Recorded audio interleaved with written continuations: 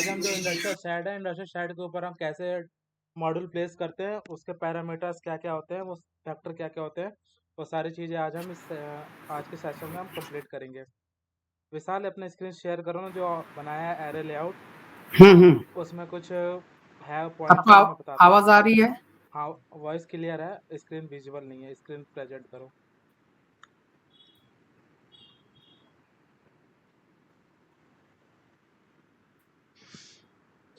हाँ, स्क्रीन दिख रही है। इसकी पिच लेंथ दिखाना कितनी है, पिच लेंथ कितनी ली है। सबसे पहले मुझे मॉड्यूल की डायमेंशन मेजर करके बताओ कितनी है।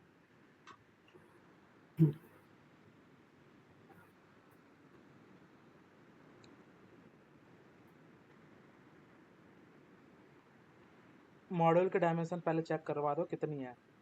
ठीक।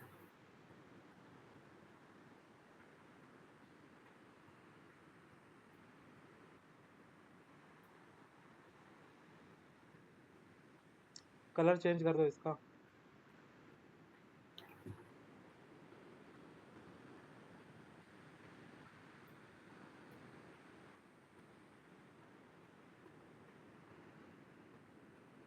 ठीक है, इसकी विड्थ 1134 और लेंथ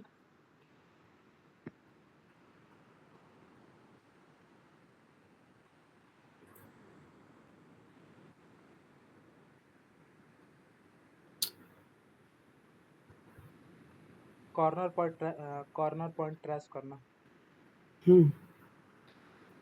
माउस यूज नहीं कर रहा हूँ मैं, इसलिए थोड़ा स्केप करो, स्केप।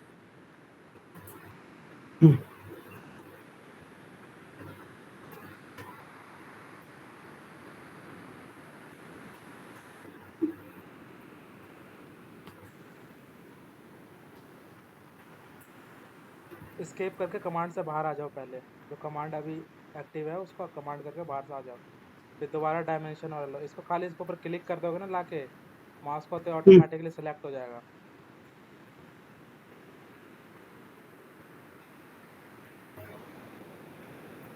सेकंड थोड़ा और जूम करके इसका कॉर्नर पॉइंट देखो, ट्रेस करो। 2278। ठीक है, अब इसको ब्लॉक में कन्वर्ट किया है कि ब्लॉक में कन्वर्ट नहीं किया। ब्लॉक में कन्वर्ट है ये सब। सेलेक्ट करके सिलेक्ट सिमिलर करना।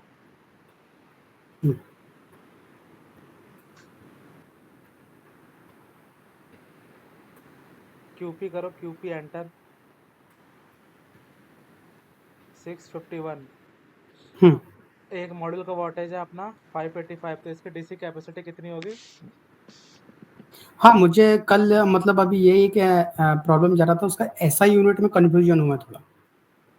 जो एक मॉडल होता है वॉट पीक में होता है, लेकिन जो हमारी कैपेसिटी होती है किलो वाट में होती है।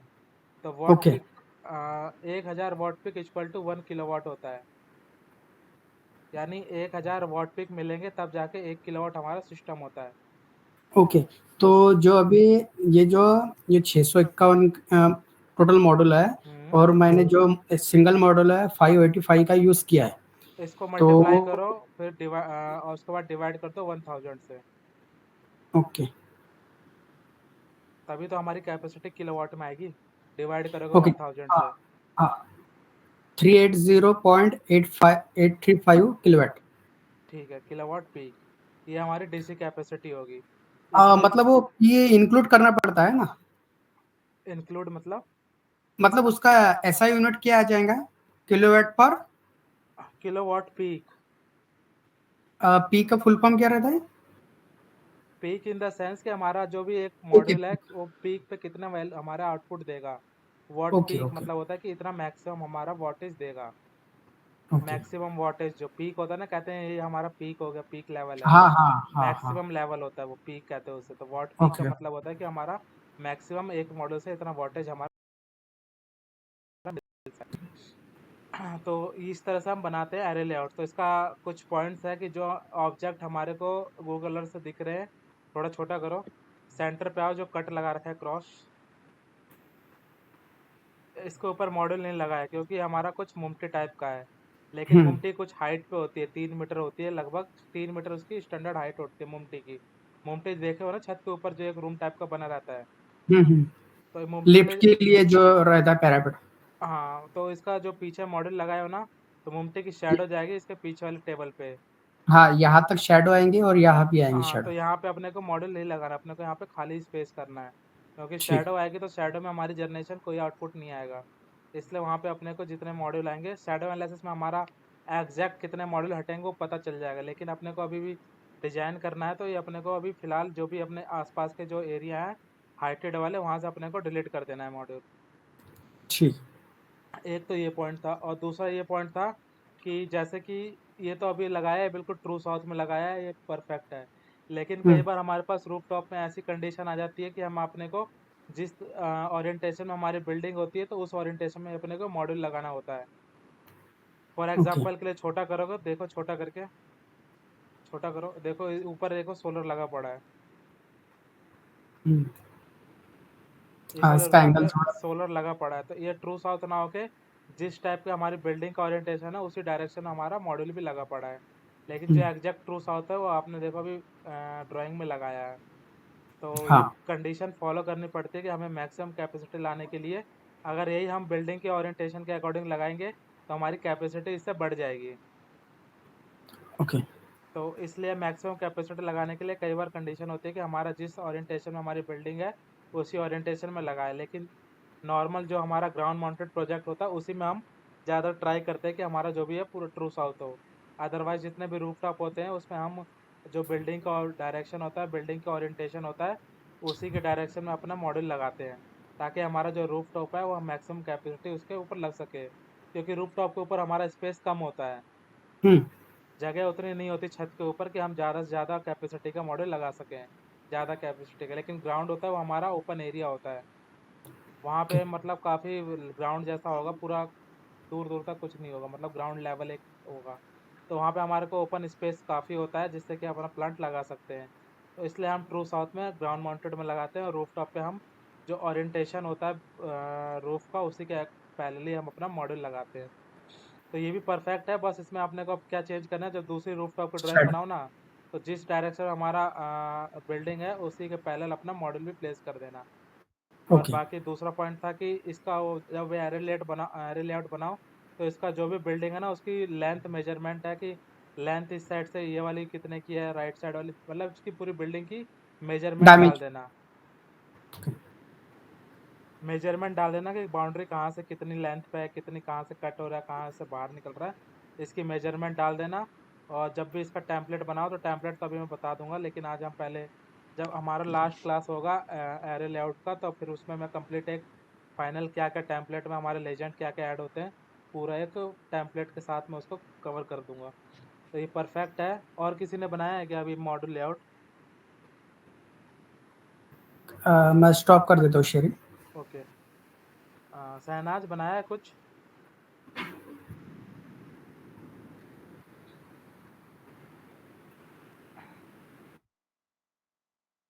शहनाज आवाज़ आ रही है क्या? नहीं, शहनवाज नहीं बना। सहना शहनवाज की तरफ से मैं बोल रहा हूँ, वो ना अभी ट्रेन में है, तो उसने ट्रेन से ही मीटिंग ज्वाइन कर रखी है, वो अपने घर जा रहा है। और ओके, शहनवाज ने नहीं बनाया होगा क्योंकि वो ऑफिस में ही था, वो शाम को 7 बजे निकला था ऑफिस तो से। आपने बनाया है क्या? नहीं, मैं भी ऑफिस में ही था, मैंने भी नहीं बनाया। प्रैक्टिस करोगे तो बट मुझे कुछ चलेगा, चीजें बाकी देखनी थी इसमें तो जितने भी पॉइंट्स हैं तो मैं कवर कर दूंगा, लेकिन बाद में फिर वो पॉइंट्स निकलेगा तो फिर वो क्लासेस जा चुकी होंगी। वीरू, कुछ किया है इसके ऊपर वर्कआउट? यस सर, बनाया था मैंने, तो मैंने भेजा था आपको। प्रेजेंट करो। सर वो कैड फाइल नहीं है मेरे पास, ओनली पीडीएफ फाइल है। पीडीएफ ओपन कर दो। एक सेकंड सर।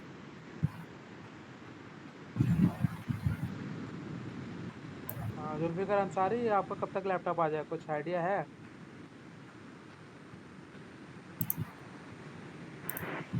ये वीक में हो जाएगा, सैटरडे संडे में। ठीक है, क्योंकि प्रैक्टिस काफ़ी क्लासेस चल रही है तो उसमें प्रैक्टिस करना मस्ट है, अदरवाइज फिर क्लासेस ये चलती रहेंगी, प्रैक्टिस नहीं करोगे तो स्किप हो सकता है। अगर ऑटोकैड की सॉफ्टवेयर की नीड हो फिर सॉफ्टवेयर मैं इंस्टॉल कर दूंगा। ठीक है। सर स्क्रीन शो हो रही है मेरी? हाँ, स्क्रीन विजुअल है, दिखाओ। हाँ सर, ये बनाया था मैंने। इसमें अपनी कितनी कैपेसिटी आ रही है? सर इसमें 322 किलोवाट आ रहा है। विशाल कितना आ रहा था? आई थिंक 380 कितना? 380 किलोवाट। वीरू कैपेसिटी कैसे कम आ रही है? नहीं, इन्होंने मॉडल कम लगाया ना। Hello hello sir. हाँ बताओ। ये आपकी आवाज इको हो रही है। क्या देखो कुछ। सर मैंने पैनल इस टाइप से लगाया है, थोड़ा सा मतलब क्लियरेंस के लिए, आने जाने के लिए स्पेस हो, मतलब साइड साइड से। और बाकी यहाँ पर मैंने छोड़ दिए तो क्लियर नहीं हो पा रहा था यहाँ पर कि क्या है, मतलब तो प्लेन एरिया या पिच हाइट लेंथ वाला। कितनी है इसकी, पिच लेंथ? सर इसमें मैंने 1 मीटर लिया था, क्योंकि मैंने देखा उस पर स्केचअप ना सर, शैडो एनालाइज कर कर तो शैडो नहीं जा रहा था, तो मतलब मैंने कम से ही डिस्टेंस मतलब रखा, इसीलिए इसकी कम कैड 1 मीटर। फाइल ओपन करना जरा। सर कैड फाइल नहीं है ये, तो मैंने ऑफिस में बनाया था, वो उधर ही उसमें सिस्टम। अच्छा ठीक है, कोई नहीं। तो इसका जो है ना, देखो थिकनेस है ना जो मॉडल की, इसका 25 mm है। इसको 0 कर दोगे ना, तो जो हमारा बोल्ड आ रहा है ना, मॉडल की लाइन है बोल्ड आ रही है, वो हमारी क्लियरिटी अच्छा आ अच्छा। जाएगी। इसको हम्म। लाइन टाइप में जाके इसको चेंज करके 0 mm सेलेक्ट कर लेना। Okay sir. ठीक है, स्टार्ट करते हैं। फिर आज हम इंडस्ट्रियल साइट के ऊपर हम कैसे प्लेसमेंट लगाते हैं, मॉडल प्लेस करते हैं, क्या क्या उसके पैरामीटर होते हैं। तो मैं जी अपनी सर। स्क्रीन शो कर रहा हूँ, स्टॉप कर दो वीरू। बस।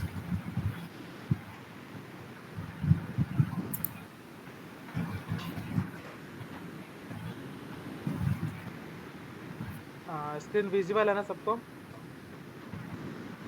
यस। हाँ, तो मैं कोई भी फॉर एग्जांपल कोई भी एक इंडस्ट्रियल एरिया सर्च करता हूँ।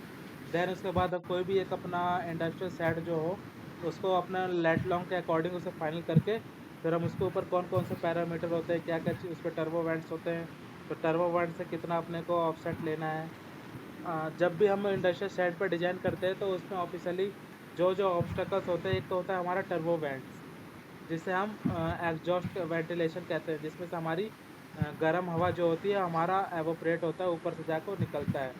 और एक होता है हमारा स्काईलाइट। स्काईलाइट होता है जहाँ से हमारा सनलाइट डायरेक्टली शेड के अंदर एंटर करता है। तो स्काईलाइट होता है, टर्बोवेंट्स होता है, रूफ मॉनिटर होता है। रूफ मॉनिटर क्या होता है? जो कि हमारा शेड के सेंटर पे हमारा एक स्ट्रक्चर सा बना होता है, उसे हम रूफ मॉनिटर कहते हैं।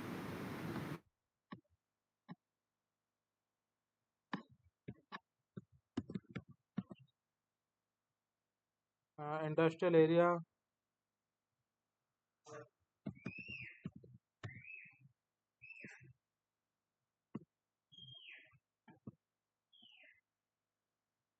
ये पकड़गंज का हमारा इंडस्ट्रियल एरिया है। टर्बो पेंट किसे बता रहे हो आप? जस्ट वेट, मैं बता देता हूँ एग्जांपल के साथ। हाँ, ये होता है हमारा जो एक सर्कल सा दिख रहा है, टर्बो वेंट्स है, जो बना पड़ा ही है।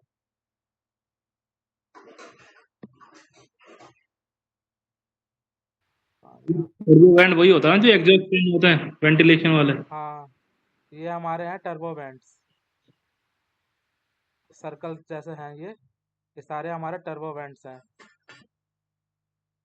और जो स्काईलाइट बता रहा हूँ मैं, स्काईलाइट होता है अपना ये आ गया, ये जो हमारे सनलाइट एंटर कर रही है, ये सारे हमारे स्काईलाइट है। यही जो दो तीन और एक होता है हमारा रूफ मॉनिटर, जो कि हमारे बिल्कुल सेंटर पे होता है। जो सेंटर वाली लाइन जा रही है, ये हमारा रूफ मॉनिटर है। एक बात, एक मिनट। ये जो हमारा है, ये हमारा रूफ मॉनिटर होता है। सेंटर दो साइड के जो बीच में स्लोप बनता है, तो दोनों का जॉइंट पॉइंट होता है, वो वहाँ पे हमारा रूफ मॉनिटर होता है। तो यही कंपोनेंट होते हैं जो हमारे ऑब्स्टकल्स होते हैं शेड के ऊपर। बाकी इस पे कोई मुमटी टाइप का कुछ नहीं होता, बाकी का कुछ और अदर कंपोनेंट जो मतलब अदर ऑब्स्टकल्स होते हैं, ऐसा कुछ नहीं होता। सिर्फ हमारा टर्बो वेंट्स, स्काईलाइट और रूफ मॉनिटर। इसका मैं 3D में कंडक्ट करूँ तो एक मिनट, इसका स्ट्रेट व्यू में ओपन जाके देखता हूँ एक बार।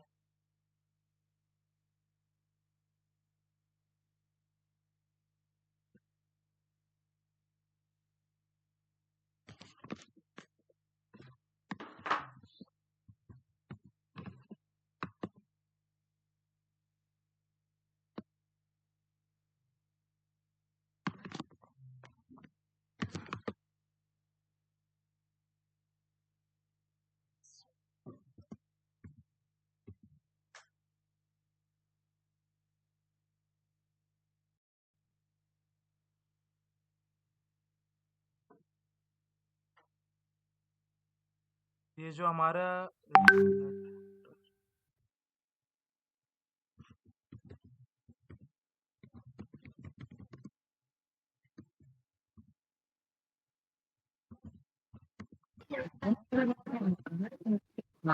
ये होता है जो हमारा ये होता है टर्बो बैंड, जो शेड के ऊपर होता है। क्लियर हो गया ना स्क्रीन सब? विजिबल नहीं है, क्या? स्क्रीन विजिबल नहीं है आपकी?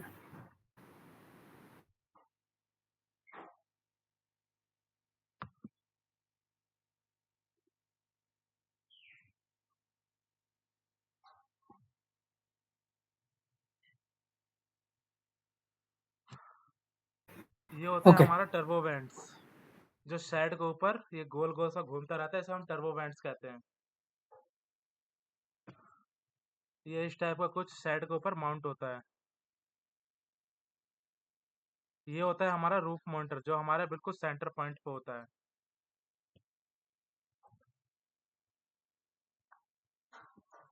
दो शेड होते हैं, उसका सेंटर पॉइंट पे जो होता है उसे हम रूफ मॉनिटर कहते हैं। ये टर्बो वेंट्स होता है।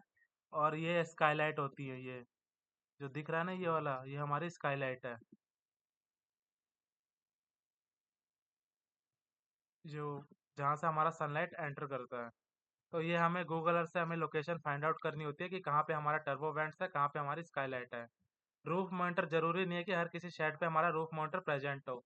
किसी किसी जो बड़े बड़े शेड होते हैं, किसी जब हम गूगल अर्थ पे चेक करेंगे वो अपना लेट लॉन्ग के अकॉर्डिंग शेड, तो हमें गूगल टॉप व्यू से क्लियर हो जाएगा कि इस वाले शेड पे हमारा रूफ मॉनिटर अवेलेबल है कि नहीं है।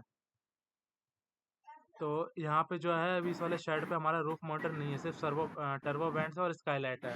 तो सेम अपना क्या था, आर प्रेस करके अपने को टॉप व्यू में जाना है। टॉप व्यू में जाने के बाद अपने को इसकी एक फ़ोटो क्लिक करनी है, इमेज सेव करनी है अपने को आज। इंडस्ट्रियल साइड की कोई सी भी, अपने अपने अकॉर्डिंग कोई सा भी एक इंडस्ट्रियल साइड ले लेना। उसके बाद अपने को यहाँ पे सेव करके, कहाँ गया, न्यू बैच 02। उसके बाद ऑटो कैड ओपन करके इसको स्केल कर लेना है। इसके जो साइड से हम अपना ऑफसेट देते हैं, जो कॉर्नर पॉइंट जो होता है साइड से हम इसको ऑफसेट देते हैं, वो लगभग 1.5 मीटर का ऑफसेट देते हैं। ऑफसेट 1.5 मीटर का क्यों देते हैं? ताकि कोई भी अगर हमारा एक होता है सेफ्टी रेल, एक होता है लाइफ लाइन। सेफ्टी रेल होता है जो हमारा साइड के चारों तरफ हमारा बाउंड्री पे एक स्ट्रक्चर बनता है, जो कि अगर कोई बंदे का पैर स्लिप हो जाए तो वो जाके सेफ्टी रेल से उस साइड के नीचे जाके गिरे ना, सेफ्टी रेल से वो बच जाए उसको नीचे गिरने से। तो मैं अभी सेफ्टी रेल पे दिखाता हूँ। तो पहले मैं अपने को जो स्केल करके वो करना है, मॉडल प्लेस करना है, वो मैं क्लियर कर देता हूँ, फिर मैं बताता हूँ कि क्या क्या कंपोनेंट इसके ऊपर लगते हैं।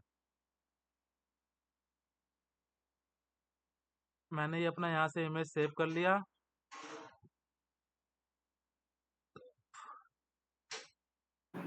मुझे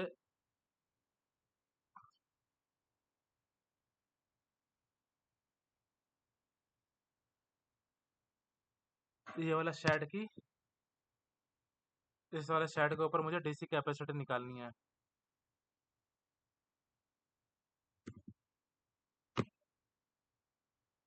मैंने इसको यहाँ से एक लाइन पॉली लाइन से ड्रॉ किया। ड्रॉ करने के बाद मिरर कमांड लिया। मिरर कमांड से दोनों को मिरर कर दिया, तो मेरा एक कंप्लीट सेट बन गया। अब इसके ऊपर मुझे जो आइडेंटिफाई करना है, क्या करना है, जो हमारा ये है, क्या कहते हैं, टर्बो बैंड्स है। टर्बो बैंड्स का जो डाया होता है वो 800 mm होता है डाया, यानी उसकी रेडियस क्या होगी, 400 होगी। ये अलग अलग आते रहते हैं, जो लेकिन स्टैंडर्ड होता है डिजाइनिंग में हम पैरामीटर में यूज करते हैं। नोट कर लेना अपने पास, जो टर्बो बैंड्स का डाया होता है वो 800 होता है। और जो उसकी की जो हाइट होती है वो हम 1 मीटर कंसिडर करके चलते हैं। ये अलग अलग टाइप्स की आती हैं, 800 mm भी हो सकता है, 1 मीटर भी हो सकता है, 1200 भी हो सकता है।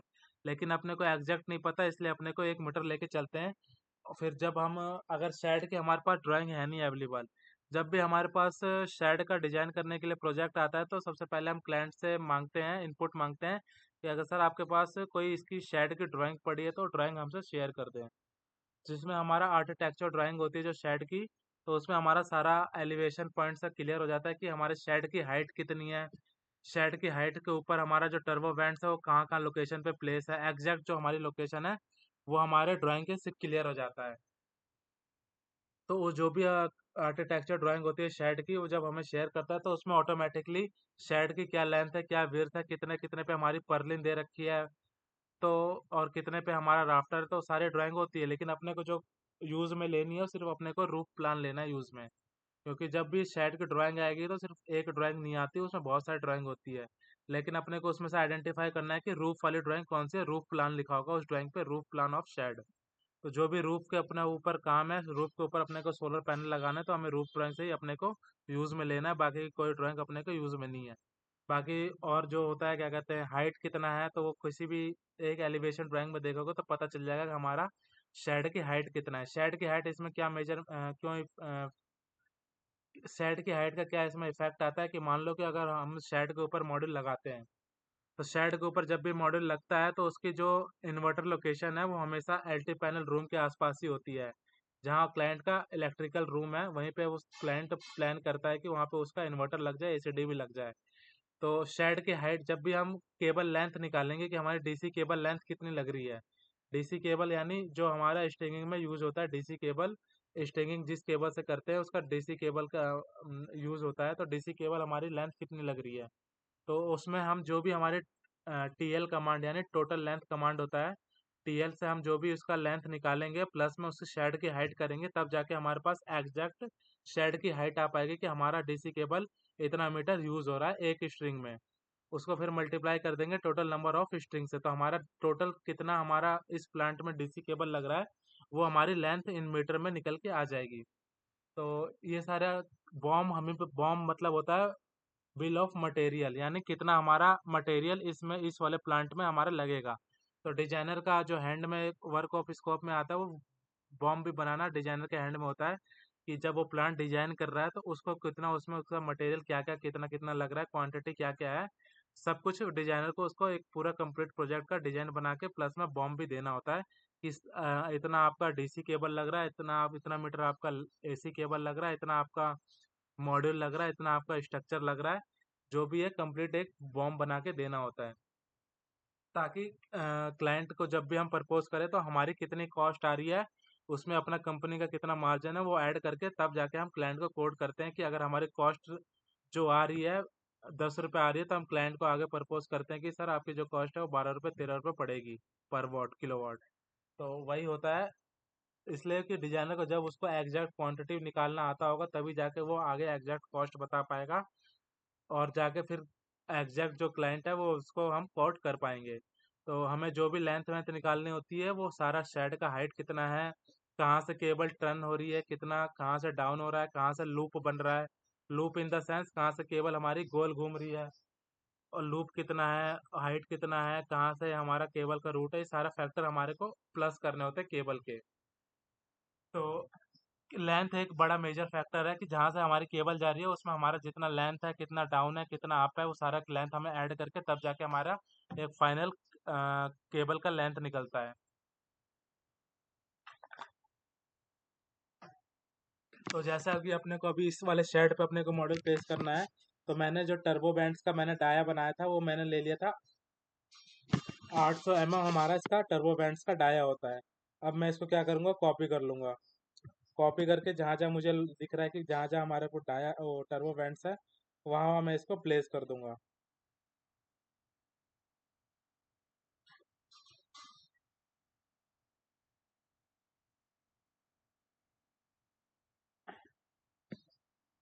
इसको मैं हैच कर लेता हूँ ताकि ये चीज़ें मेरे को अलग से कुछ दिखे। हैच करने के लिए अपने पे एच एच एंटर करोगे तो हैच का कमांड एक्टिवेट हो जाएगा। हैच करने के बाद इसे ब्लैक कलर देना है, ग्रेडियंट देना है, पैटर्न में देना है, वो हमारे ऊपर है कि आप कैसे किस पैटर्न में आप इसको हैच करना चाहते हैं। तो मुझे बेसिकली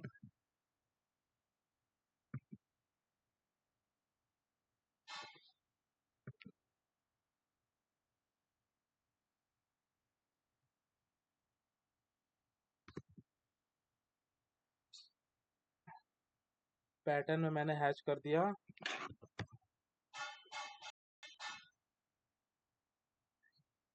यार तो select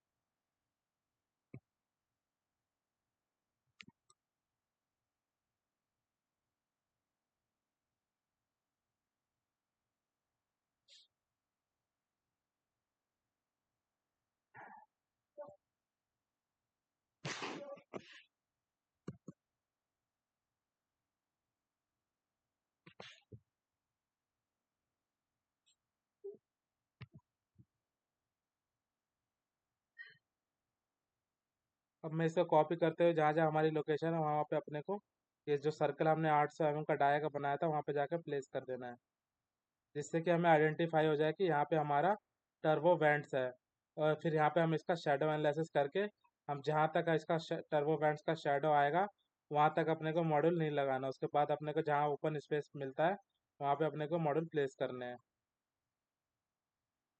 तो मेरी जो लोकेशन दिख रही है यहाँ पे वहाँ पे मैं अपना ये टर्बो वेंट्स प्लेस करते जा रहा हूँ।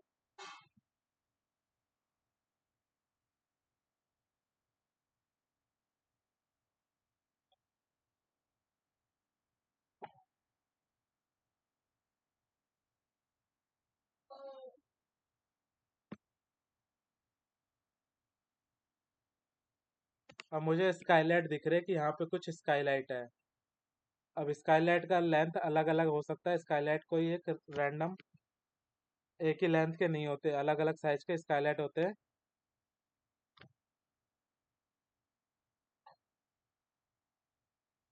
तो मैं यहाँ पे कुछ पहले इसका यूसीएस ले लेता हूँ। यूसीएस होता है यूनिवर्सल कोऑर्डिनेट सिस्टम। जैसे कि मुझे अगर इसके इस वाली लाइन के पैरेलल मेरे को कोई भी लाइन ड्रॉ करनी है तो मुझे जो यूसीएस है एक्स वाई के कोऑर्डिनेट्स हैं वो इसके अकॉर्डिंग अपने को चेंज करने पड़ेंगे। तो यूसीएस एंटर, जैसे यूसीएस एंटर किया तो ये हमसे एक्स और वाई के कोऑर्डिनेट चेंज करने का पॉइंट पूछेगा। तो मैं इसको यूसीएस एंटर फर्स्ट पॉइंट, इसको यहाँ पे क्लिक करके कहीं पे ऊपर भी क्लिक कर दो। तो जैसे अब हम जैसे ऊपर कहीं क्लिक किया तो ये देखो एक्स और वाई के कोऑर्डिनेट है वो हमारे चेंज हो गए हैं। तो अब जो भी हम लाइन ड्रॉ करेंगे वो हमारे इस लाइन के पैरेलल ड्रॉ होंगे।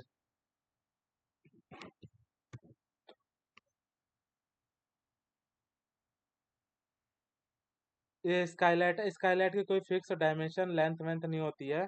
जितना हमारे स्पेस में स्काईलाइट दिख रहा है कि यहाँ तक हमारा स्काईलाइट है उतना एरिया को अपने को मार्क कर लेना है। हर एक साइड पे जाओगे तो अलग अलग डिफरेंट डिफरेंट टाइप्स के स्काईलाइट होती है। किसी की लेंथ 1 मीटर तो किसी की 2 मीटर, किसी की 6 मीटर। जहाँ जहाँ हमें स्काईलाइट की पोजीशन दिख रही है वहाँ पर अपने को प्लेस कर देना है। बाकी जो एक्चुअल डाटा आएगा वो साइट सर्वे के बाद ही पता चलेगा कि हमारी एक्चुअल जितनी हमारी साइट एक्चुअल स्काईलाइट के स्काईलाइट टू स्काईलाइट कितनी डिस्टेंस है।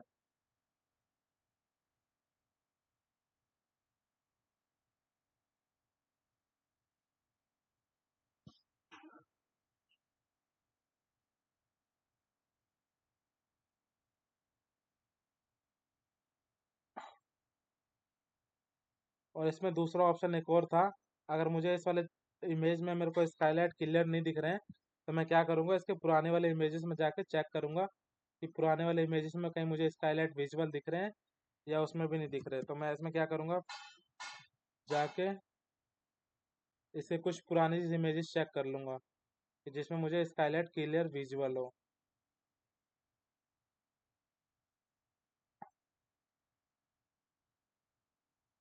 ये स्काईलाइट हमारे इस वाले इमेज में थोड़ा क्लियर दिख रहा है। ये वाइट वाइट से हैं, ये हमारे सारे क्या है, स्काईलाइट है।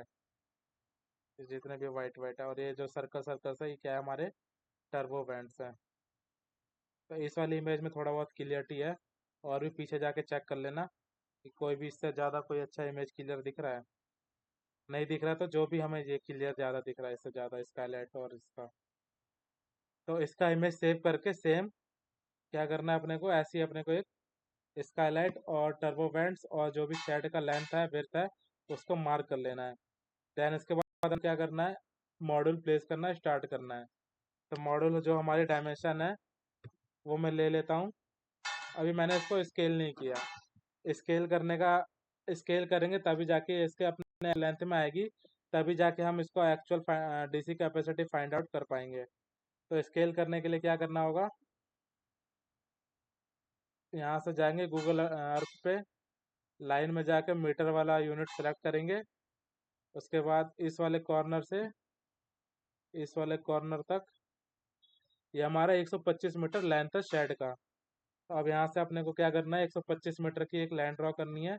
देन उसको उसके अकॉर्डिंग ही शेड को कंप्लीट स्केल कर देना है। यहाँ पे फर्स्ट पॉइंट क्लिक किया और यहाँ से मैं 125 मीटर की पहले लाइन बना दूँ। 125 1 2 3।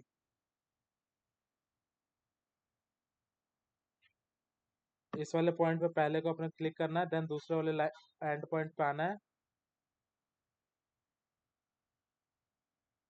125 पे 3 0 1 2 3 एंटर। जैसे ही एंटर करेंगे यहाँ पे हमारा 125 मीटर कंप्लीट होता है। लेकिन यहाँ पे इस लाइन को ब्रेक नहीं करेंगे, इस लाइन को बाहर निकाल लेंगे ताकि हम क्लिक करें तो हमें पता चल जाए कि यहाँ तक हमारा 125 मीटर कंप्लीट हो रहा है। अब अपने को क्या करना है, ब्लू वाले रीजन से सेलेक्ट करना है, फिर SC कमांड देना है। स्केल कमांड जो देते हैं हम SC फर्स्ट एंटर। फिर अपने को क्या करना है, फर्स्ट पॉइंट क्लिक करना है। फिर यहाँ से अपने को रेफरेंस पूछ रहा है किस लाइन को किसके इक्वल करना चाहते हो, इसका मतलब ये है रेफरेंस पे। तो R पे क्लिक करेंगे, फिर इस वाले पॉइंट को इस वाले पॉइंट से उठा के इस वाले पॉइंट पे अपने को करना है। ये हमारा हो गया स्केल। अब इसका हम मेजरमेंट यूनिट चेक करेंगे तो थोड़ा ये अलाइन में, यानी थोड़ा ये एंगल में जा रहा है, तिरछा जा रहा है। तो हम इसको लीनियर से अगर मेजरमेंट करेंगे तो जो हमारी डायमेंशन है वो एग्जैक्ट डायमेंशन नहीं आती, क्योंकि हम यहाँ से ऑर्थो मोड ऑन कर रखे हैं। अगर ऑफ कर देंगे तब आ सकती है। यहाँ से इससे अच्छा है अपने को इस पर क्लिक करना है, यहाँ से अलाइन कमांड ले लेना है। अलाइन से हमारा किसी भी एंगल में लाइन हो हम उसको इक्वली मेजरमेंट कर सकते हैं, उसी के पहले हम मेजरमेंट कर सकते हैं। तो यहाँ से अपने को चेक करना है, ये रहा हमारा 125 मीटर कंप्लीट हो चुका है। 125 मीटर की हमारी लेंथ सेट की बन चुकी है। अब क्या करेंगे, यहाँ से अपने मॉड्यूल प्लेसमेंट स्टार्ट करेंगे। जो हमारी लेंथ है मॉड्यूल की 2278 1134, 2278 एंड 1134 एंटर किया। इसको ऑफसेट ले लेंगे कितना, 35 mm ऑफसेट। अब हम इसको क्या करेंगे, कलर चेंज करके ब्लू कलर दे देंगे। इसके बाद हम इसको ब्लॉक में कन्वर्ट कर लेंगे। मॉड्यूल को ऑफसेट क्यों लेते हैं हम? 35 mm का क्यों लेते हैं ऑफसेट मॉड्यूल को? 35 mm का हमारा मॉड्यूल का फ्रेम होता है, फ्रेम साइज होता है। 35 mm का हमारा मॉडल का फ्रेम साइज होता है। तो मॉडल के शो करने के लिए हम इसका 35 mm का इसका ऑफसेट ले लेते हैं कि हमारा मॉडल टाइप का कुछ दिखे। अगर हम सिंपल एक रेक्टेंगल बनाएंगे तो ये एक तरह से ऑब्जेक्ट टाइप का कुछ तरह की एक रेक्टेंगल है। लेकिन अगर इसका हम जो फ्रेम साइज है उसके अकॉर्डिंग हम 35 का ऑफसेट ले लेंगे तो ये हमारे को एक इमेजिनेशन बन जा रहा है कि हमारा ये मॉड्यूल है। तो एक लेजेंड में जैसे कोई सिंबल होता है मॉड्यूल का सेम ये सिंबल है। इसलिए हम इसका जो भी मॉड्यूल का क्या ठीक कहते है, हैं फ्रेम ठीक है, साइज वो है, स्पेक शीट को देख के ले लेंगे, है ना? जितना आउटर उसका देर। आउटर नहीं, जो फ्रेम साइज है, फ्रेम साइज। एक मिनट, जिंको का मैंने कल डाटा शीट ठीक शेयर है। किया था ना, वो मैं ओपन करता हूँ। थिकनेस जो अपना सी क्लैंप लगेगा उसकी ठीक है। थिकनेस है ना, समझिए तो थिकनेस तो बच्चे लोग हैं। ये फ्रेम जो बोल रहे हैं ना अंकित भाई, ये फ्रेम है। जो फ्रेम की हाइट होती है वो होती है हमारी 35, इसलिए हम 35 का ऑफसेट लेते हैं। कहीं पे 30 का है तो हम 30 का ऑफसेट ले लेते हैं। जो ये है ना, ये दिख रहा है 35 mm, ये फ्रेम है, जो बाउंड्री है यहाँ पे। ये हमारा ऊपर पूरा सेल होता है, सेल को माउंट करने के लिए हमारा फ्रेम साइज होता है। ये नीचे फ्रेम लगा होता है मॉडल के नीचे, जिससे हमारा मॉडल माउंट होता है। यहाँ पे होल होते हैं, फ्रेम के अंदर होल होते हैं ये। तो जो इसकी हाइट है वो 35 mm हाइट है इसकी। एक मिनट में गूगल इमेज से क्लियर कर देता हूँ।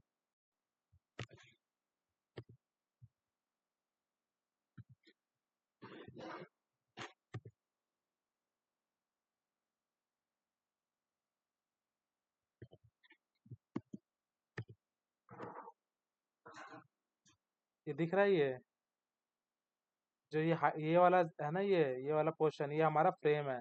ऊपर तो हमारे सोलर पैनल है, फ्रेम है ना, फ्रेम की जो हाइट है वो 35 mm हाइट है। ठीक है, तो इसलिए इसकी 35 ठीक mm है। हाइट है, तो इसका एक सिंबॉलिक होता है कि हम मॉडल को प्लेस कैसे करते हैं और मतलब शो कैसे करते हैं। तो इसलिए हम उसका जितना उसका हाइट होता है उतना हम उसका अंदर के साइड से ऑफसेट ले लेते हैं। बस इसका ये लॉजिक है और कोई ज़्यादा उसका लॉजिक नहीं है। तो हम इसको क्या करेंगे, नेक्स्ट स्टेप क्या है अपना, इसको ब्लॉक में कन्वर्ट कर लेंगे। ब्लॉक में कन्वर्ट करके अपना ले लेते हैं 585 वॉट पीक का जिंक को। अब अपने को यहाँ से मॉडल प्लेस करना स्टार्ट करना है।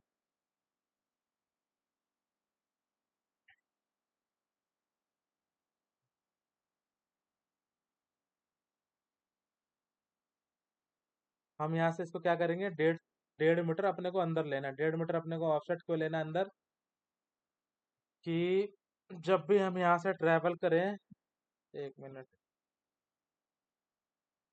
हमारा जो मॉडल यहाँ से प्लेस स्टार्ट होना वो स्टार्ट होगा, वो इस पॉइंट से स्टार्ट होना स्टार्ट लगेना स्टार्ट होगा। हम 1.5 मीटर को ऑफसेट क्यों देते हैं, क्योंकि ये शेड होता है वो हाइटेड पे होता है, 10 मीटर 12 मीटर हाइट पे होता है। अगर हम बिल्कुल बाउंड्री से मॉडल प्लेस करना स्टार्ट कर देंगे, अगर कल को कुछ वायर चेंज करना हो, कहीं से कुछ फॉल्ट हो, कहीं से हमारा केबल जल गया हो, डीसी केबल जल गया हो, स्ट्रिंगिंग शॉर्ट हो गई हो, तो कोई भी अगर ओ एंड वाला बंदा अगर चढ़ता है, अगर शेड के इस पॉइंट पर खड़ा रहेगा, तो उसको नीचे जब देखेगा तो उसको थोड़ा डर सा फील होगा कि अगर वो नीचे गिरने का उसके चांसेस ज़्यादा हो जाते हैं। जब यहाँ पे कॉर्नर पे पॉइंट पे खड़ा रहेगा बंदा, तो यहाँ पे उसके गिरने के चांसेस ज़्यादा होता है। अगर थोड़ा सा भी उसका कुछ मिस्टेक हुआ, तो सीधा वो 12 मीटर 15 मीटर के जो शेड की हाइट है वो नीचे जाके नीचे चला जाएगा। तो इसलिए इसमें सेफ्टी पर ज़्यादा सेफ्टी नहीं है। तो सेफ्टी के पॉइंट ऑफ व्यू से यहाँ से अपने को 1.5 मीटर का ऑफसेट देना होता है, ताकि अगर बंदा मॉडल प्लेस करे, मॉडल चेंज करे, रिप्लेस करे, केबल जोड़े, कुछ भी करे, XYZ जो भी सोलर का रिलेटेड वर्क है कुछ भी करे, तो उसको उसका सेफ्टी फर्स्ट है। क्योंकि शेड पे काम है, शेड पे काम करना हाइटेड का काम है, तो उसको सेफ्टी वो सेफ्टी के पॉइंट ऑफ व्यू से भी अपने को डिजाइन करना है कि हमारा जो सोलर प्लांट है अगर उसमें कल को कोई रिस्क ना हो। क्योंकि जो भी प्लांट है इस पे हमें बंदा को चढ़ना वो कंपलसरी होता है कि अगर उसको डाटा चेक करना है कि कहीं का वोल्टेज शॉर्ट नहीं हो गया, शॉर्ट हो गया हो, या क्लीनिंग भी करना हो, डस्ट वस्ट जम जाता है तो मॉडल क्लीनिंग करने के लिए बंदे चढ़ते हैं। तो इस सारे काम के लिए जो भी है वो ऊपर चढ़ना होता है बंदे को। तो मॉडल क्लीनिंग हमारा जैसे मंथली में, हफ्ते में, वीकली में 2 बार 1 बार जैसे भी होता है, तो इस हिसाब से डिजाइन करना होता है कि जाके हमारा जो point safety point of view है वो हमारा सही रहे, ताकि अगर कोई रिस्क फैक्टर यहाँ पे ना हो, कल को कोई चढ़े तो गिरने के उसके चांसेस ना हो। इसलिए यहाँ से हम 1.5 मीटर का ऑफसेट दे के चलते हैं। और जब भी यहाँ से हम मॉडल प्लेस करना स्टार्ट करेंगे, तो उसके बाद हमारा जो मॉडल की हमारे पास जो क्लीनिंग के लिए स्पेस होता है वो 5 मीटर होता है। यानी 5 मीटर तक हमारा लेफ्ट और 5 मीटर तक हम राइट क्लीनिंग कर सकते हैं मॉडल को। क्योंकि जो हमारे पास इस टाइम वाइपर आता है 5 मीटर तक का हमारा कंफर्ट में, वाइपर तो आते हैं 8-8 9 9 मीटर के आते हैं, लेकिन जब हम शेड की बात करते हैं तो हमारा जो मैक्सिमम रेंज है क्लीनिंग करने का 5 मीटर तक ही सफिशियंट है, कि 5 मीटर तक हमारा मॉडल क्लीनिंग हो सकता है। यानी हर एक 5 मीटर के बाद अपने को गैप छोड़ना होता है वॉकवे के लिए। अगर हम वॉकवे के लिए गैप नहीं छोड़ेंगे तो हमारा बंदा, मतलब जो भी O&M के लिए बंदा चढ़ेगा, उसको वॉकवे पे ऊपर, शेड पे ऊपर जो भी इधर उधर जाएगा, तो जहाँ वॉकवे है वहीं पे वो पैदल चल पाएगा। अदरवाइज जहाँ पे वॉकवे नहीं है वहाँ पे अगर मान लो कि स्काईलाइट के ऊपर उसका पैर चला गया, तो स्काईलाइट तो बिल्कुल पॉलीकार्बोनेट शीट होती है, प्लास्टिक की शीट होती है, तो बिल्कुल वो नीचे चला जाएगा शेड के अंदर। तो इसलिए इसलिए जब भी शेड के ऊपर ट्रैवल करना होता है, इधर उधर जाना होता है, तो उसके लिए हम वॉकवे प्रपोज करते हैं, वॉकवे देते हैं। और वॉकवे के साथ साथ हमारी एक लाइफ लाइन जाती है। लाइफ लाइन यानी वॉकवे के साथ जो हमारे एक सेफ्टी जैकेट आता है, सेफ्टी जैकेट में हुक लगा होता है, तो हुक किससे टाई होता है, वो लाइफ लाइन से टाई हो जाता है हुक। कि जो भी उसका सेफ्टी का जो जैक होता है, जैकेट का जो जैक होता है वो हमारी सेफ्टी लाइफ लाइन से उसमें टाई हो जाता है, लग जाता है। फिर वो जब भी हम इधर आगे पीछे जाएंगे तो हुक भी हमारे साथ पूरा एक आगे पीछे ट्रैवल करता रहेगा, एक लाइन टाइप का जैसा होता है ये। जैसे कि हमने लाइफ वॉकवे लगा दिया, एग्जाम्पल के लिए हमारे ये वॉकवे लग गया पूरा स्ट्रेट। अब वॉकवे के साथ साथ अपना क्या जाएगा, एक सेफ्टी लाइन भी जाती है, जो जहाँ से अगर बंदा अगर इधर उधर मूव करे तो सेफ्टी लाइन पे अपना जैकेट का हुक लगा के इधर से उधर मूवमेंट कर सके। तो मैं एक गूगल पे एक बार क्लियर कर देता हूँ।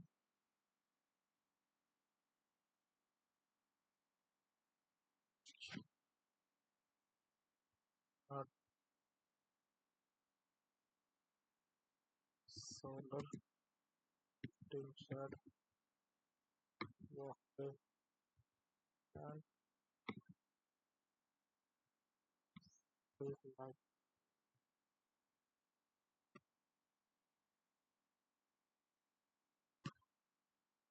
इस तरह से हमारा कुछ मॉड्यूल माउंट होता है।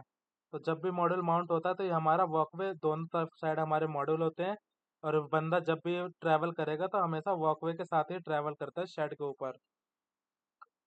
बिना वॉकवे के वो ट्रैवल नहीं कर सकता इधर से उधर जब भी कहीं जाएगा तो।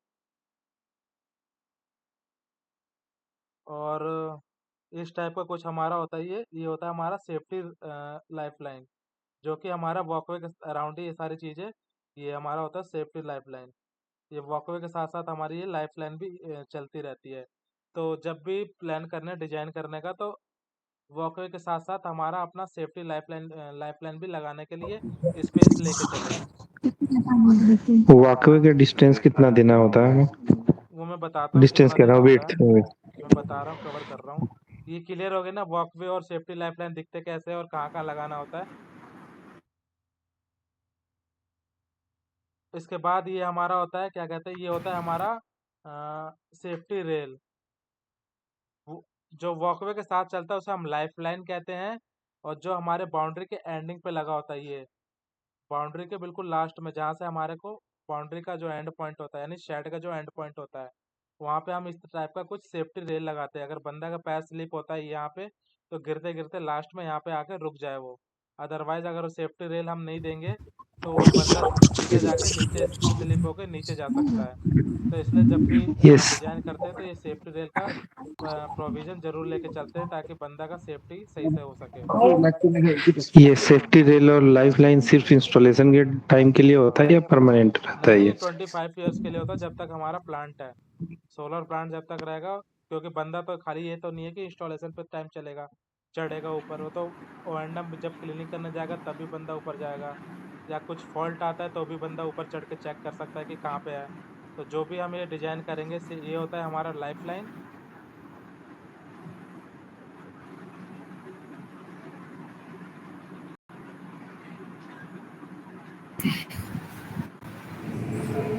Now let us discuss on some of the safety उड़ा रहे aspects हैं ये of the डाल solar डाल panel. के। Now लाइफलाइन ये भी मेटल की होती होगी, और जो वो सपोर्ट है एंड में वो भी मेटल के होते होंगे। तो ये तो अननेसेसरी पड़ रहा है ना रूफ पे।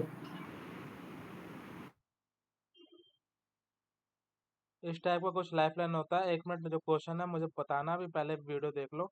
ये हमारा लाइफ लाइन होता है, इसके साथ में हमारा वॉकवे रन करता है। और जो हमारा क्या कहते हैं सेफ्टी रेल है, सेफ्टी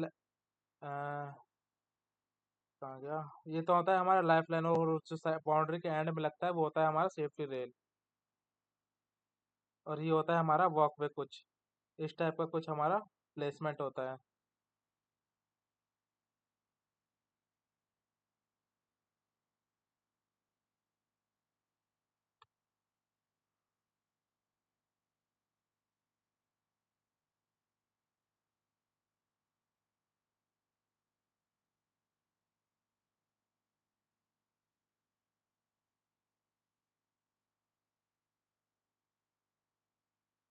ओपन हो जाए।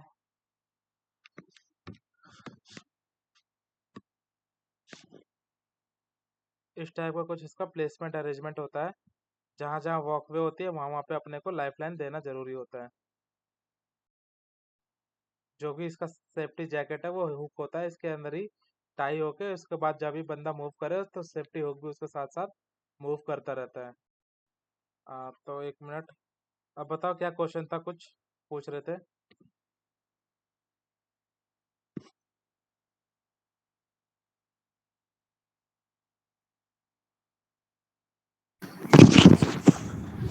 मैं ये पूछ रहा था कि ये रूफ पे तो अननेसेसरी लोड हो गया ना इतना सारा। किसके ऊपर अननेसेसरी लोड हो गया? रूफ के ऊपर ही, जैसे रूफ मेटल की रूफ के ऊपर सपोर्ट्स मतलब लोड लिमिटेड ही कितना होगी, तो अननेसेसरी लोड है? ऊपर ये जो आप बता रहे हैं ये पाथवे टाइप। ये होता है एल्युमिनियम हाँ का मतलब यही पूछना एनोडाइज चाह रहा हूँ, ये स्ट्रक्चर होता प्लास्टिक है। का है या मेटल का? मेटल का होता है, एल्युमिनियम फ्रेम होता है, ये एनोडाइज होता है ये। इसका वेट होता है काफी हल्का होता है। ये मेटल में आयरन नहीं होता, ये एल्युमिनियम होता है, एल्युमिनियम एनोडाइज वाला। ये हैवी मेटल नहीं होता है जिसमें कि जैसे आयरन लोहा जितना भारी होता है वो भारी नहीं होता है। एल्युमिनियम का जब भी स्ट्रक्चर उठाओगे तो उसका वेट काफी हल्का होता है एज कम्पेयर टू आयरन, यानी लोहा के अकॉर्डिंग कंपैरिजन में। तो इतना उसका वेट नहीं होता और ये नेसेसरी का यूज नहीं है। मान लो अच्छा, और चलो, जो बाउंड्रीज पे, हाँ हाँ, वो हॉलो सिलेंड्रिकल पाइप होती है मेटल जो की। बाउंड्रीज पे लगा रहे हैं, हम्म। वो हॉलो सिलेंड्रिकल पाइप होती है, अंदर से वो बिल्कुल मतलब एक स्ट्रक्चर डिजाइन का तो सर्कल होता है, सर्कल को डिजाइन उसका जो थिकनेस होता है मेरे हिसाब से 1.5 mm 2 mm के अराउंड, एक या 1.5 mm के बीच में ही होता है उतना। लेकिन अगर वो हम ना देंगे, अगर कल को कोई प्रॉब्लम होती है क्रिएट, तो उसका रिस्पॉन्सिबल कंपनी होती है। कि आपने जब सेफ्टी का प्रोविजन लेके काम स्टार्ट किया था और यहाँ पे ये सेफ्टी रेल नहीं दिया तो कंपनी ब्लैक लिस्ट हो जाती है। और जो कुछ अगर इंसिडेंट होता है, काफ़ी ऐसे इंसिडेंट हो चुके हैं कि वॉक लाइफ लाइन ना देने की वजह से, वॉकवे ना देने की वजह से, सेफ्टी रेल ना देने की वजह से बंदे सेट से नीचे जा चुके हैं और वो आउट ऑफ इंडिया मतलब आउट ऑफ वर्ल्ड जा चुके हैं। वो काफ़ी इंसिडेंट ऐसे हो चुके हैं कि वो इस दुनिया में अभी नहीं है। शेड पर चढ़ते हैं, कोई सेफ्टी पैरामीटर नहीं होता तो वो सीधा नीचे गिरने के बाद उनका मतलब काफ़ी रिस्क वाला फैक्टर हो जाता है। अगर ये चीज़ें नेगलेक्ट कर दोगे आज के डिजाइनिंग में, तो कल के लिए रिस्पॉन्सिबल खुद होगे। कि कंपनी कहेगी कि आपने जब हमें सेफ्टी प्रोविजन दिया था तो आपने क्यों नहीं इस पे लाइफ लाइन दिया, क्यों नहीं आपने वॉकवे दिया। तो जब भी डिजाइन करो तो वॉकवे लाइफ लाइन ही देना होता है। इस जो सेफ्टी रेल में बताया था बाउंड्री वाला, वो एक कॉस्ट इफेक्टिव होता है कि कोई कंपनी कॉस्ट लगाना चाहती है, कोई कंपनी कॉस्ट लगाना नहीं चाहती।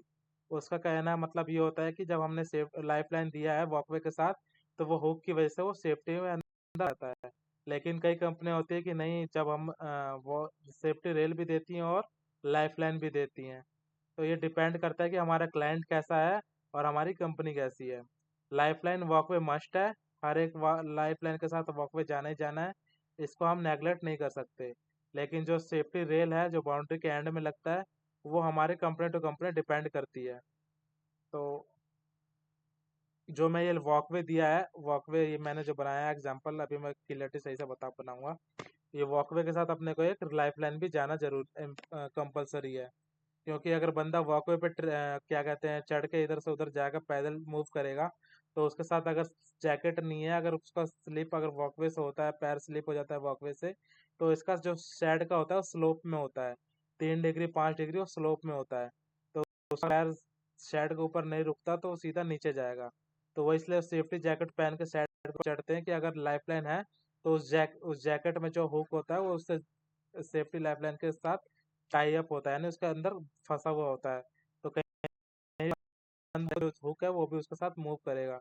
अगर उसका पैर स्लिप भी होता है तो सेफ्टी लाइफलाइन है उसमें जाके वो फंस जाएगा, यानी वो नीचे गिरने के उसके चांसेस नहीं रहते। तो इसलिए जब भी वॉकवे डिजाइन करो उसके साथ साथ सेफ्टी लाइफलाइन भी डिजाइन करो।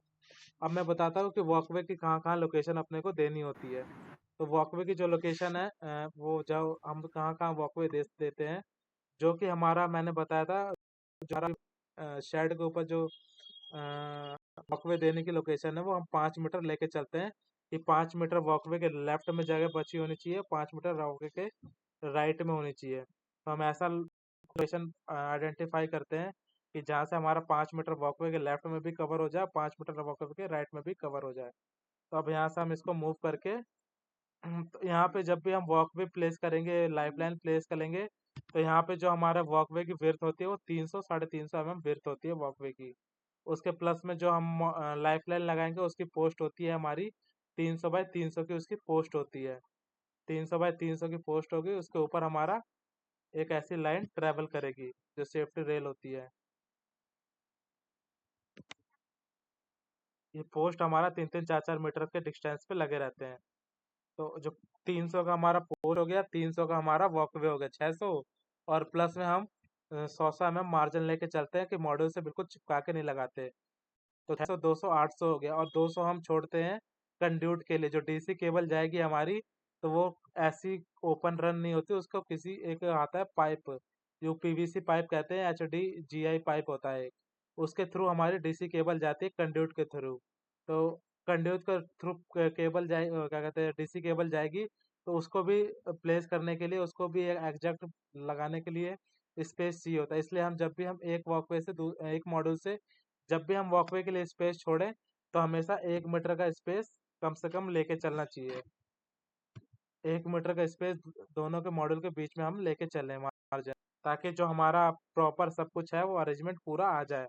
यहाँ पे हमारा वॉकवे भी आ जाए, यहाँ पे हमारा लाइफ लाइन भी आ जाए, यहाँ पे हमारा जो भी केबल ट्रे है, कंड्यूट है, जो भी डालेंगे हम, वो भी इसके अंदर, इसी के दोनों मॉडल के बीच में आए, ताकि अगर हमें कोई भी अगर स्ट्रिंग चेंज करनी है, स्ट्रिंग केबल चेंज करनी है, तो यहीं से हमारा सारा केबल जाएगा, तो यहीं से हम इजीली चेंज कर लेंगे। कोई केबल अगर हमारा यहाँ से जा रहा है, कोई केबल हमारा यहाँ से जा रहा है, तो हम एक एक केबल को ढूंढते ढूंढते रह जाएंगे, तो हमारा टाइम वेस्ट होगा, और हमें इसमें थोड़े ज़्यादा प्रॉब्लम क्रिएट हो जाएगी। इसलिए हम ऐसा प्लान करते हैं जब भी स्ट्रिंग करते हैं कि हमारा जो केबल है, पॉजिटिव नेगेटिव हमेशा जहाँ वॉकवे है उसी के साथ हमारा यहाँ पे ऐसे स्ट्रिंगिंग जब भी करेंगे, यहाँ से ऐसा मॉडल घूम के यहाँ पे हमारा पॉजिटिव और यहीं पे हमारा नेगेटिव की केबल आके मिले, ताकि जब भी कोई भी चेंज करना हो, तो यहीं से हम इसको इजीली आइडेंटिफाई करके फॉल्ट को चेंज कर सकें। तो जब भी यहाँ से हम वॉकवे प्लेसमेंट की बात करते हैं, तो हमारे पास इतना स्पेस होना चाहिए कि राइट साइड और लेफ्ट साइड हम सिर्फ 5 मीटर का एरिया हम कवर कर लें। तो अगर मैं यहाँ पे मॉडल वॉकवे दूंगा 300 का, तो ये मेरा इजिली स्पेस सारा यूटिलाइज हो जाएगा। वॉकवे तो पूरा जहाँ तक मॉडल प्लेस होगा वहीं तक हमारा जाएगा। यहाँ पे टर्बो बैंड्स को ऊपर ओवरलैप कर रहा है, लेकिन टर्बो बैंड्स को ऊपर ओवरलैप नहीं करना चाहिए। जहाँ जहाँ इसका वॉकवे है वो टर्बो बैंड्स के ऊपर नहीं आना चाहिए, और जो स्काईलाइट के ऊपर नहीं आना चाहिए, क्योंकि अगर स्काईलाइट के ऊपर आएगा तो इसका जो भी लोड है वो स्काईलाइट के ऊपर पड़ेगा, और बाय द वे स्काईलाइट अगर हमारा टूट गया तो बंदा सीधा नीचे जाएगा। तो जब भी डिजाइन करो तो स्काईलाइट के ऊपर हमारा वॉकवे नहीं आना चाहिए, और ना टर्बो बैंड्स का जो आसपास, मतलब टर्बो बैंड्स के ऊपर हमारा वॉकवे नहीं आना चाहिए। जो वॉकवे डिजाइन जहाँ भी लगाओ, प्लेस करो, तो वहीं पे प्लेस करना जो हमारा शेड के ऊपर प्लेस हो, और 5 मीटर का हमारा स्पेस राइट और लेफ्ट से इजिली हो जाए, क्योंकि 5 मीटर तक ही हम मॉडल को इजिली क्लीनिंग कर सकते हैं। ये हमारा वॉकवे लग गया। अब क्या करना है अपने को, यहाँ से अगर बंदा चल रहा है तो यहाँ इस साइड के भी मॉडल क्लीनिंग हो जाएंगे। अगर हमने सेंटर पे वॉकवे दिया तो इधर के 5 मीटर के भी हमारे 5 मीटर कहाँ तक है, ये रहा 4.6, यानी 5 मीटर तक हमारा आराम से बंदा क्लीनिंग कर देगा मॉडल को। और यहाँ पे भी अगर हमारा 5 मीटर तक हमारा बंदेगा, मतलब बंदा यहाँ से क्लीनिंग कर लेगा। तो जो भी मार्जिन है, वॉकवे ऐसी जगह डिजाइन करो कि हमारा वॉकवे की क्वांटिटी भी कम और इजीली हमारा 5-5 मीटर के आसपास में एक्सेस हो जाए। ये तो अभी छोटा शेड है, इसलिए हमारा एक ही रो जा रहे ऊपर। कई बड़े बड़े शेड होते हैं जहाँ पे हमारा ये नंबर ऑफ जो क्या कहते हैं, ये रो है, ये बढ़ जाती है, 20-20 25-25 जाते हैं। तो जब उस कंडीशन में हमें अपने को क्या डिजाइन करना होता है कि ऐसा डिजाइन करे कि हमारा नंबर ऑफ वॉकवे है वो भी हमारा कम लगे। अगर वॉकवे की अगर हमने यहाँ पे हर एक मॉडल, 2 मॉडल, अगर यहाँ पे मैंने एक वॉकवे दे दिया और एक वॉकवे मैंने यहाँ दे दिया, एग्जाम्पल, एक वॉकवे मैंने यहाँ दे दिया और इस मॉडल को मैंने शिफ्ट कर दिया ऊपर थोड़ा सा, एग्जाम्पल के लिए फॉर,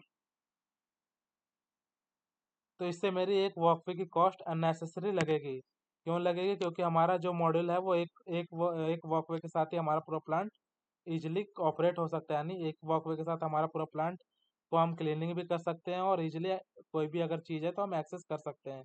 तो वॉकवे को ऐसे डिजाइन करना कि सिर्फ 5 मीटर राइट और 5 मीटर लेफ्ट आराम से एक्सेस हो सकता है वॉकवे को।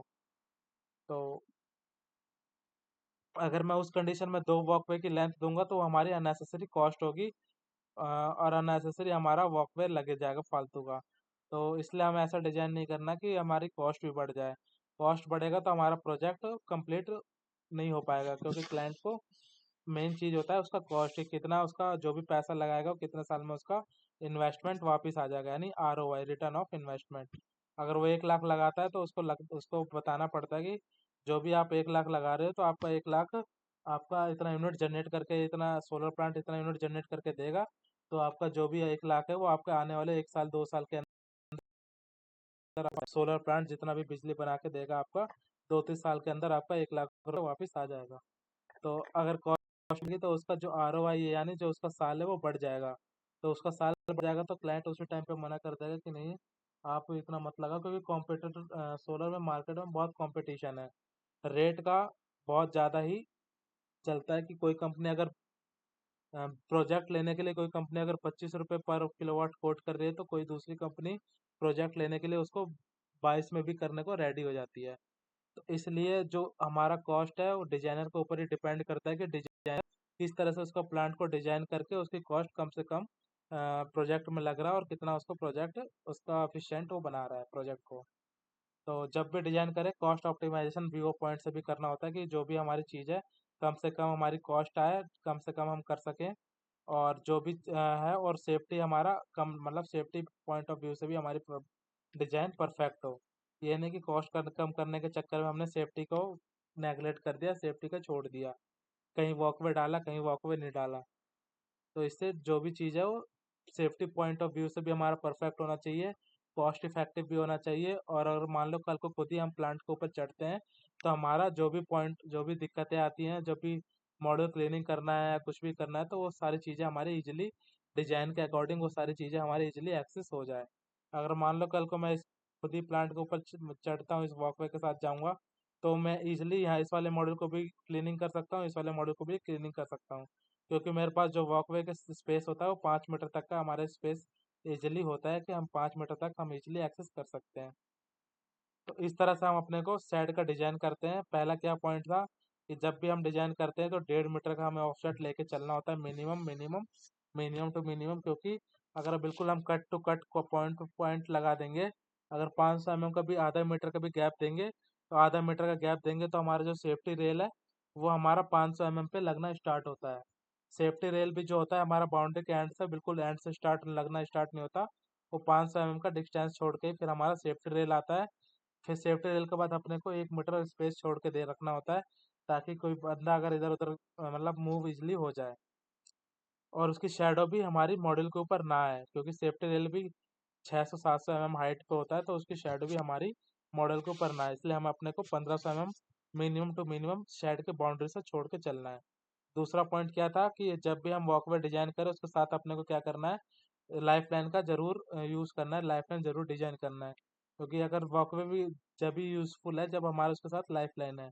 खाली हमने वॉकवे लगा दिया, बंदे का पैर स्लिप हो गया तो सीधा वो नीचे जाएगा, क्योंकि उसको पकड़ने के लिए कोई सेफ्टी का कोई ऊपर पैरामीटर अवेलेबल नहीं है।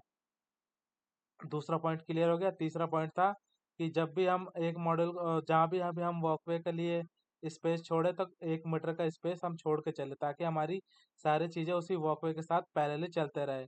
वॉकवे भी आ जाए, केबल ट्रे भी आ जाए, कंड्यूट भी आ जाए, और जो हमारा लाइफ लाइन है वो भी आ जाए। सबको एडजस्ट करने के लिए जो हमारे पास वॉकवे 1 मीटर का स्पेस रिक्वायर होता है, कम से कम 1 मीटर का हमारा स्पेस लग जाता है। और चौथा पॉइंट क्या था कि 1 मीटर का स्पेस हो गया। चौथा पॉइंट क्या था कि हमारा स्काईलाइट टू स्काईलाइट के ऊपर हमारा वॉकवे नहीं लगा होना चाहिए। जब भी डिजाइन करो वॉकवे ऐसी लोकेशन लगाओ कि स्काईलाइट के ऊपर ओवरलैप ना करे। अगर मैं इसको इन दोनों के बीच में लगाऊंगा, यहाँ पे लगाऊंगा, तो ये मेरा स्काईलाइट के ऊपर ओवरलैप कर रहा है। कोई बंदा यहाँ पे खड़ा है और इसका थोड़ा सा भी थोड़ा मिस बैलेंस हुआ और स्काईलाइट के पे पैर गया, स्काईलाइट से वो वैसे ही पैर गया उसका, वो सीधा नीचे पहुंचा, क्योंकि स्काईलाइट की जो सीट होती है बिल्कुल पतली होती है, और वो प्लास्टिक की सीट होती है, पॉलीकार्बोनेट सीट, तो फाइबर की सीट होती है, ना कि वो शेड मेटल की सीट होती है। वो फाइबर की सीट होती है तो वो बिल्कुल वो उसका चांसेस ज़्यादा होते हैं, अगर उसका थोड़ा सा भी पैर बंदे का उसके ऊपर पड़ा सीट के ऊपर तो सीधा नीचे फॉल कर सकता है, गिर सकता है। तो इसलिए इसके ऊपर डिजाइन नहीं करना चाहिए, इसको हमेशा शेड के ऊपर ही डिजाइन करना चाहिए जहाँ पे हमारे पास स्पेस शेड का है।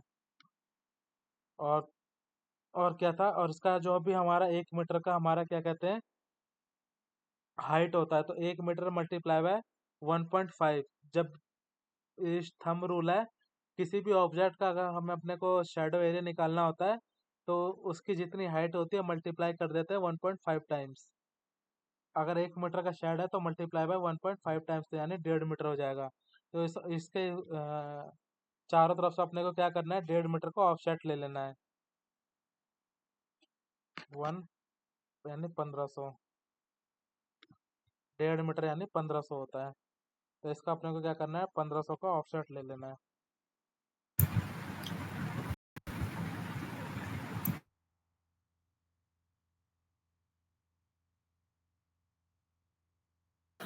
कितना बताया आपने, 5 टाइम्स? 1.5 टाइम्स। जैसे इसकी हाइट 1 मीटर है तो इसको मल्टीप्लाई कर दोगे 1.5 से, तो वो 1.5 मीटर हो जाएगा। यानी 1.5 मीटर का इसका चारों तरफ से स्पेस छोड़ देना है। अगर किसी मूर्ति की हाइट 3 मीटर है तो 3 मल्टीप्लाई बाय 1.5 यानी 4.5 मीटर, 4.5 मीटर। तो 4.5 मीटर उसके ऑब्जेक्ट के चारों तरफ से हम अपने को छोड़ देना है। ये थंब रूल है। बाकी जो एग्जैक्ट है वो एग्जैक्ट हम शैडो स्केच एनालिसिस स्केचअप के थ्रू हम निकाल सकते हैं। बाकी अगर ऑन द वे अगर अपने को थंब रूल बताना है तो थंब रूल यही है, जितनी जितनी ऑब्जेक्ट की हाइट है मल्टीप्लाई बाय 1.5 टाइम्स उसकी हाइट से मल्टीप्लाई कर देते हैं तो उसका शेडो एरिया आ जाता है। और स्केचअप में भी यही सारे रूल्स फॉलो होते हैं, बस थोड़ा सा 5 to 10% का डिफरेंस होता है। बाकी एग्जैक्ट जो होता है वो यही होता है। तो अपने को इसका जो भी है इसका ऑफसेट ले लेना है 1.5, यानी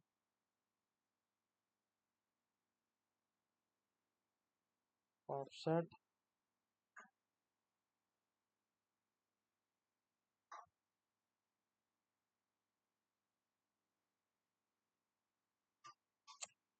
सेलेक्ट। जब हम इसको 1.5 टाइम्स करेंगे तो ये हमारा कितना हो जाएगा, 1500। अपने को इतना स्पेस छोड़ देना है। इसके बाद अपने को मॉडल प्लेस करना स्टार्ट कर देना है। जितने भी स्पेस आ रहे हैं इतने एरिया में अपने को मॉडल नहीं लगाना, उसके बाद कंटिन्यूसली अपने को मॉडल लगा देना है। क्योंकि ये सारा रीजन है वो हमारा शेडो में अंडर में आएगा।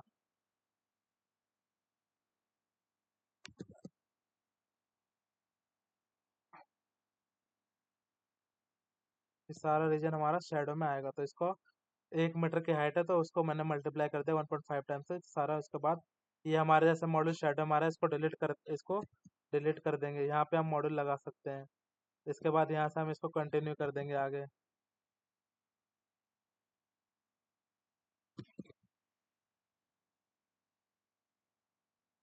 ये हमारा कंटिन्यू हो गया, जहाँ जहाँ हमारे मॉडल आ रहे हैं वहाँ पे इसको डिलीट कर देना है।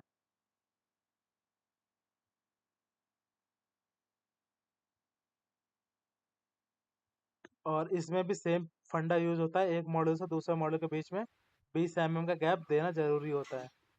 मैंने तो बिल्कुल टच करके लगा दिया, लेकिन ऐसा नहीं लगेगा। ये एक से दूसरे मॉडल के बीच में 20 mm का गैप देना मस्ट है। तो 20 mm का गैप देके डिजाइन करना, ताकि जो हमारा एयर फ्लो है वो प्रॉपरली हो सके। अगर एयर फ्लो रुक जाएगा तो ये जो स्ट्रक्चर हमारे शेड के ऊपर लगे वो हमारे जाके उखड़ के कहीं और नीचे जाके गिरे मिलेंगे, जब हमारी विंड स्पीड बहुत ज़्यादा हाई आएगी, यानी आंधी वांधी के टाइम पे।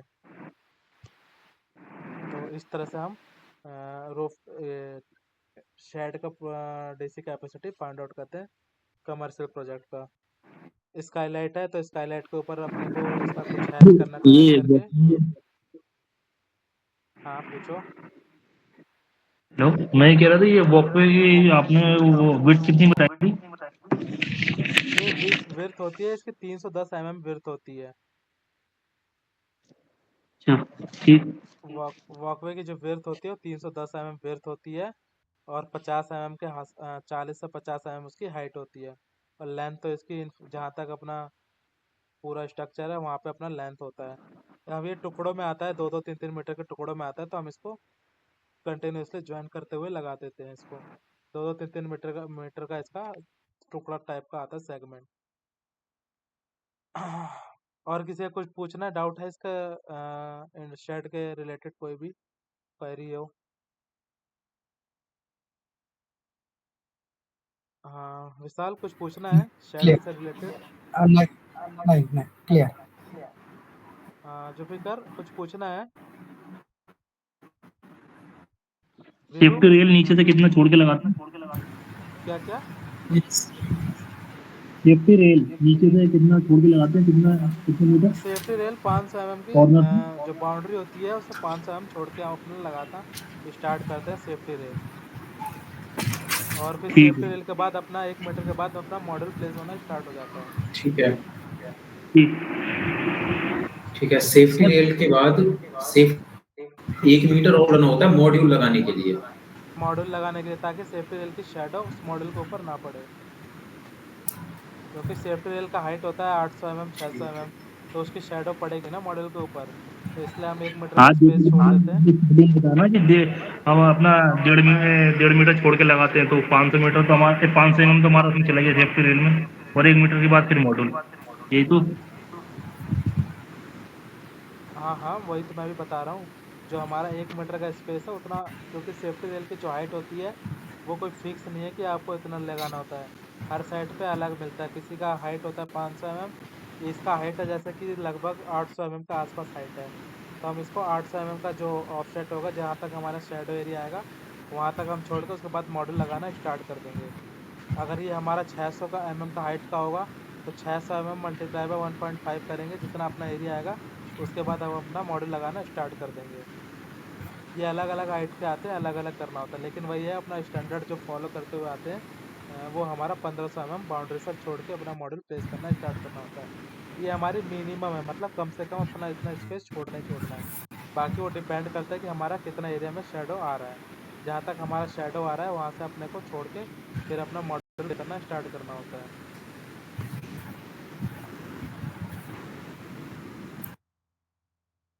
वीरू, कुछ डाउट है क्या? ठीक है, अभी यस सर, स्टार्ट में ना आपने एक 3 चीज अब सर बताई। एक मिनट। सर ये टीन सेट पे जो हम डिजाइन करते हैं तो एक हम पैनल पे मतलब फिर अपने क्या रूफ करते हैं मॉनिटर ओरिएंटेशन उसका, लैंडस्केप या पोर्ट्रेट? ये डिपेंड करता है कि हमारी कैपेसिटी कितना है। जैसे हम हमारा एक अलग अलग शेड प्रोफाइल होता है। अगर हम यस मिनी रेल लगा रहे हैं, मिनी रेल मतलब स्ट्रक्चर जो होता है और 3 4 5 टाइप के होते हैं शेड के ऊपर के जो स्ट्रक्चर होते हैं। मैं ओके एक साइट खोल रहा हूँ जो इसका सप्लायर स्ट्रक्चर का सप्लाई करता है। सनरैक सुना होगा नाम, ये सर शेड के स्ट्रक्चर का सप्लाई करते हैं, वेंडर है एक तरह से ये। तो जिस टाइप का हमारा स्ट्रक्चर होता है, जैसे कि अपना मिनी रेल के साथ जाना, एक तो होता है शॉर्ट रेल, ये अलग अलग शेड के ऊपर लगने वाले स्ट्रक्चर होते हैं। ये होता है हमारा मिनी रेल, ये होता है हमारा शॉर्ट रेल। तो शॉर्ट रेल की लेंथ होती है 300 mm, ये होता है 250 mm 300 mm 350 mm 400 mm की हमारी लंबाई आती है। और जो मिनी रेल है उसकी जो लेंथ आती है वो लगभग 100 mm 80 90 100 mm की लेंथ में आती है। अगर हम मिनी रेल के साथ जा रहे हैं, जो स्ट्रक्चर है वो मिनी रेल के साथ जा रहा है, तो हमारा जो पैनल है वो हमारा लैंड पोर्ट्रेट में लगेगा, क्योंकि जो इसका माउंटिंग है वो हमारा 4 जगह से होगा। तो जो हमारा स्ट्रक्चर है, एक तो यहाँ पे हमारा मिनी रेल लग जाएगा, एक हमारा मिनी रेल यहाँ पे लग जाएगा,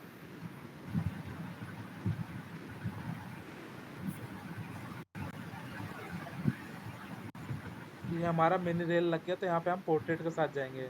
लेकिन वहीं पे हमारा अगर जो शेड का प्रोफाइल है ट्रेपोजोइडल ना होके स्टैंडिंग सीम में, तो उस कंडीशन में हमारा जो शेड का जो ऐसे स्टेप में हमारा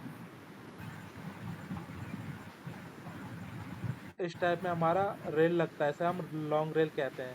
तो उस कंडीशन में जो हमारा ये 4 माउंटिंग होल है वो पोर्ट्रेट ना लग के हमारा क्या लगेगा, लैंडस्केप में लगेगा। जब भी स्टैंडिंग सीम की सीट प्रोफाइल है तो हम उसमें लैंडस्केप में जाते हैं, और जब भी हमारा ट्रेपोजोडियल है तो उस कंडीशन में जो हमारा स्ट्रक्चर होता है वो बेसिकली मिनी रेल होता है या तो शॉर्ट रेल होता है। तो उसमें जो हमारा स्ट्रक्चर टाइट होता है वो हमारा इस टाइप में होता है। ठीक है, क्लियर हुआ? Yes sir. और ये सर होता है टीन हमारा सेट के नीचे और पर्लिन लगी होती है, तो उसके हम उससे क्या मतलब समझते हैं कि कैसे किस टाइप से लगाएंगे पैनल? पर्लिन बेसिकली सपोर्ट होता है शेड का सपोर्ट करने के लिए आपको परले से सपोर्ट लेना है तो फिर आपको लॉन्ग रेल जी के साथ जाना पड़ेगा। तो लॉन्ग रेल में आपको मैं पहले शेड की प्रोफाइल बता देता हूँ किस किस साइड की शेड ट्रेपेजोइडल।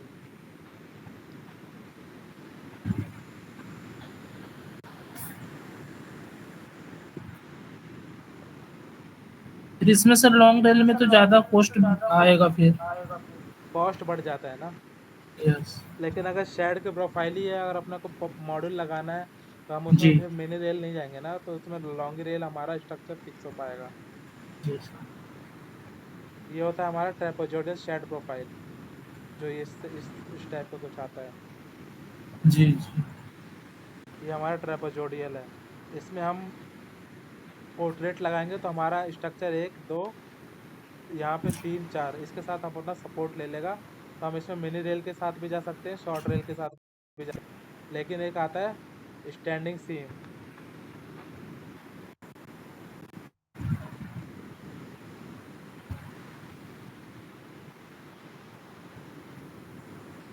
अलग अलग टाइप के स्ट्रक्चर शेड की प्रोफाइल, तो वो चेक करना होता है कि किस टाइप का हमारा शेड का प्रोफाइल है। स्टैंडिंग सीम शेड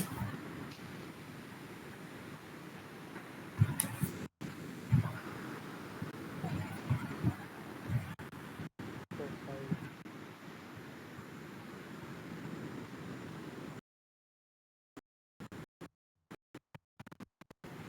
तो अगर स्टैंडिंग सीम है तो उसमें हम अपने को लॉन्ग रेल में जाना था, उस कंडीशन में अपने को क्या करना होगा, लैंडस्केप में जाना होगा। स्ट्रक्चर के ऊपर होता है कि हमारा स्ट्रक्चर किस तरह से शेड के ऊपर फिक्स हो जाए।